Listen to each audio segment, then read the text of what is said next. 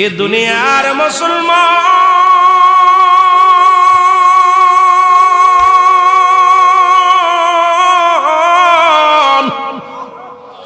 আল্লাহ বলেন কুল্লু মান আলাইহা ফান, সব কিছু শেষ করে দিবে আমার আল্লাহ গো।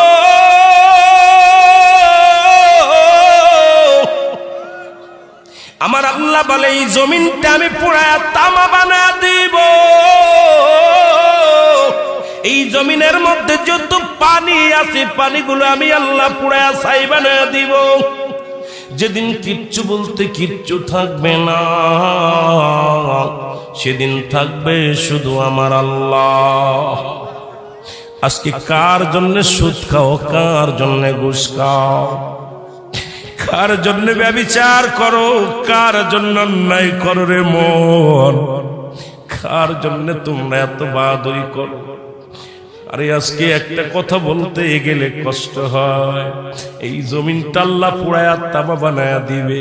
এই জমিনের মাটিগুলো পুড়ে হবে তামা। এই জমিনের যত পানি আছে পানিগুলো পুড়ে হবে ছাই। এই দুনিয়ার মধ্যে কিচ্ছু যেদিন থাকবে না, ওই তুরস্কের কত বাহাদুর, কত টাকাওয়ালা মিনিটের মধ্যে 30 সেকেন্ডের ভূমিকম্পে পথের ফকির হয়ে গেছে, রাস্তার ভিখারি হয়ে গেছে। আজকে তুমি দুনিয়ার মধ্যে কতই না মস্তানি করলা, এই দুনিয়ার কিচ্ছু নিয়ে যেতে পারবা না। এই মুসলমান, 1 নাম্বার মানুষের মৃত্যু হলে 1 নাম্বার বিপদ হলো মানুষের মরণ, 2 নাম্বার বিপদ হলো কবর, 3 নাম্বার বিপদ হলো কিয়ামতের ময়দান। একবার কেন চিন্তা করো না রে মন, একবার 1 নাম্বার মরণ, 1 নাম্বার বিপদ হলো মানুষের মরণ। এই মরণের পেয়ালা পান করতে হবে, এর মধ্যে কোন সন্দেহ নাই। জোরে জোরে চিল্লায়া বলা যাবে না ঠিক কি না? এ দুনিয়ার মুসলমান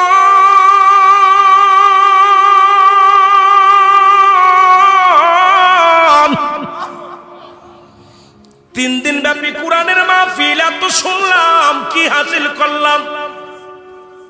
যখনই শুনি কোরআন হয়ে গেছে অনেক কোরআন, এটার পরে কোরআনের ভিতরে কোনো ভুল নাই। কিন্তু বর্তমান জামানায় একদল আলেম ভাই রয়েছে যারা বলে কোরআনের মধ্যে ভুল আছে। জোরে বলেন নাউজুবিল্লাহ। আর জোরে। নবীর দুরূদ পড়া বেদাত, মিলাদ পড়া বেদাত, জানাজার দোয়া পড়া বেদাত, দাঁড়ায়া কিয়াম পড়া বেদাত, কত কিছু শুনলাম। জাল হাদিস শুনলাম। বাজান এখন শুনতেছি কোরআনের মধ্যে কোরআনের অধিকাংশ জাল আয়াত, অধিকাংশ জাল সূরা। জোরে জোরে চিল্লায়া বলা যাবে না নাউজুবিল্লাহ। অথচ আমার আল্লাহ বলেন জালিকাল কিতাবু লা রাইবা ফীহি। জোরে জোরে চিল্লায়া বলা যাবে না মারহাবা। আল্লাহ ডাকতে বলে দুনিয়ার মুসলমান শুনে নাও গো, আমার এই কিতাবের মধ্যে কোনো ভুল নাই, কোনো জবরের ভুল নাই, জেরের ভুল নাই, কোনো নুক্তার ভুল নাই, কোনো আয়াতের ভুল নাই। তৎকালীন জামানায় অনেক বেঈমানেরা শুরু করেছিল। রাহমাতুল লিল আলামিন যখন কুরআনুল কারীম পাঠ করেছিল, তখন মুসলিমেরা বলতো মুহাম্মাদের বানোয়াট গল্প। এই মুহাম্মদ এটা কবিতা, নতুন কবিতা আবৃত্তি করেছে। তখন আল্লাহ বলেন হাবিব ওদের জানায়া দেন, ওরা যেন এই কোরআনের ছোট্ট একটা সূরার মতো সূরা আবিষ্কার করে দেখাতে পারে। কিন্তু কোনোদিন পারে নাই, আর কিয়ামত পর্যন্ত পারবে না। সেই কোরআনের পর আঘাত আসছে। কোরআনটাকে আমাদেরকে আগে এই কোরআনটাকেই বুঝতে হবে, কোরআনটাই বাজার আমাদের ঈমান আনতে হবে। কোরআন হাদিস ইজমা কিয়াস এই সব দিকের পরে ঈমান অটল রাখার দরকার আছে কি না? আমার ভাইরা, আমার বন্ধুরা, আমার আল্লাহ বলেন কারা মানবে কোরআন মানবে কারা? একটাকে বললাম। আল্লাহ বলেন হুদাল লিল মুত্তাকিন, হেদায়েত প্রাপ্ত বান্দাদের জন্য। সুবহানাল্লাহ বলেন না? কাদের জন্য? হেদায়েত প্রাপ্ত বান্দা যারা আল্লাহ প্রদত্ত পাইলেন, আল্লাহরে যারা মানলেন, কিয়ামতকে যারা বিশ্বাস করলেন, কবরে আযাব হয় যারা মানলেন, যারা আমার নবী শেষ নবী মানলেন, যারা এই কুরআন আল্লাহর কিতাব যারা মানলেন, রাসূল আল্লাহর প্রেরিত রাসূলটা মানলেন, আমার নবী নূরের নবী যারা মানলেন, এ মুসলমান শুনে নেন, এরা সালাত যারা মানলেন, মুস্তাফার গোলাম যারা হইলেন, এরাই মানবে আল্লাহর কোরআন। জোরে জোরে চিল্লায় বলেন ঠিক কিনা? আর একটু জোরে জোরে চিল্লায় বলা যাবেন আল্লাহু আকবার। ও মুসলমান দাঁড়াও দেখি, সাথে নিয়ে যাও কোরআন খানি, বলো ও মুসলমান সাথে নিয়ে যাও কোরআন। গরবি পাতে অন্ধকারে কোরআনই হবে তোমার কবর বাতি। ও মুসলমান দাঁড়াও দেখি, সাথে নিয়ে যাও কোরআন খানি। আল্লাহুম্মা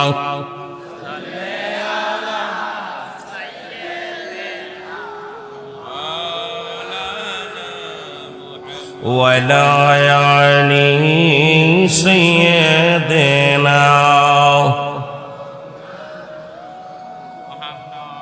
এ ভাইরা আমার, বন্ধুরা আমার, এই জন্য যেটা সবচেয়ে বড় কষ্টের বিষয়, আমি সেই কথাটা বলেছি। বর্তমান যুগের একদল আলেম বাইরে রয়েছে যারা বলতেছি সবচেয়ে কোরআনের মধ্যে ছোট্ট একটা সূরা যেটা সাধারণ পাবলিক মুখস্থ করেন, আপনাদের মুখস্থ আছে। যখন ইমাম সাহেব হুজুর 5 ওয়াক্ত সালাত আদায় করে, 3 ওয়াক্ত নামাজের ভিতরে ইমাম সাহেব জাহিরি সূরা পড়ে, 2 ওয়াক্ত বাতিনি সূরা। বাজান এই সূরাগুলো সূরা ফাতিহার পরে ছোট ছোট সূরাগুলো পড়ে, এইগুলো ইমাম সাহেবের পিছে যত মুসল্লি ইকরাম আছে এরা মুখস্থ করে। তার ভিতরে ছোট্ট একটা সূরা, সেই সূরাটার নাম হলো সূরা ইখলাস। এখন সূরা ইখলাস আল্লাহ বলেন, এ দুনিয়ার মানুষ শুনে নাও, যারা তোমরা দেবতা পূজা শুরু করলা, যারা তোমরা চন্দ্র পূজা শুরু করলা, যারা তোমরা আমি আল্লাহকে বাদ দিয়ে অনেক আল্লাহ বানায়া দুনিয়ার মধ্যে জীবন যাপন করা শুরু করলা, আমার আল্লাহ ডাকতে বলে, হাবিব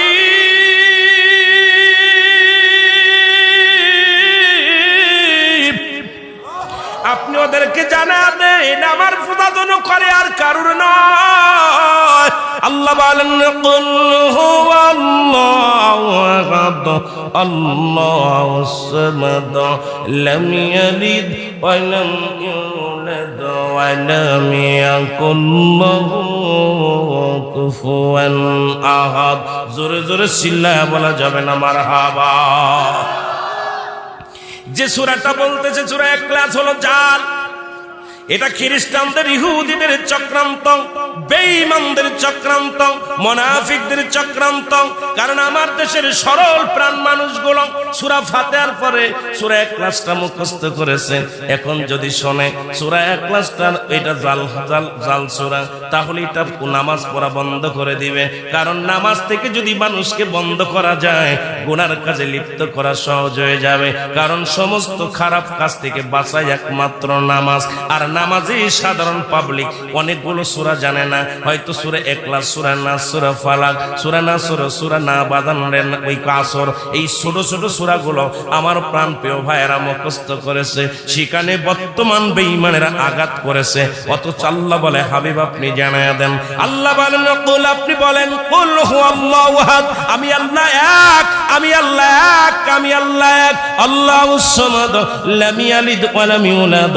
আল্লাহ বলেন, হাবিব আপনি জানায়া দেন, ওদের জানায়া দেন যারা এইগুলো বিভ্রান্তি ছড়ায়, যারা আমার সাথে উপমা দিয়ে অনেক দেবতার পূজা করে, যারা তারা নিজেরা পুতুল বানায় পূজা করে, যারা দেবতার সাহায্য চায়, যারা চন্দ্রের সাহায্য চায়, যারা দুনিয়ার মধ্যে তারকার সাহায্য চায়, হাবিব আপনি ওদের জানায়া দেন আমি আল্লাহ এক, আমার কোনো দ্বিতীয় নাই। আর এই দুনিয়ার মধ্যে আমার কোনো দ্বিতীয় নাই। আমি কাউরে জন্ম দিই নাই, আমি কারো থেকে জন্ম নিই নাই।